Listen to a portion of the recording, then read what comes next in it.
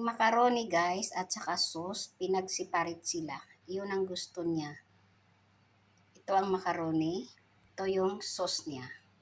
Pag gusto niyang kumain, kukuha siya ng macaroni, kukuha din siya ng sauce. Saka na niya ihalo-halo. Siya nang maghalo. Hello guys, pagpalang gabi po sa ating lahat. Nautusan na naman ako guys, macaroni. Gawa ko guys ng macaroni para sa aking among babae. Hinalo na natin guys ang tomato paste at saka yung mais.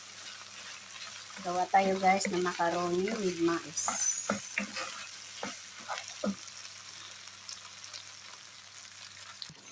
Ngayon guys, lagyan natin siya ng milk.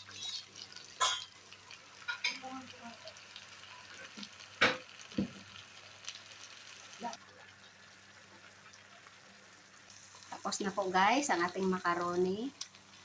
Maraming salamat po sa mga followers, sa viewers, with like and comment, at saka sa silent viewers. God bless you all guys. Bye!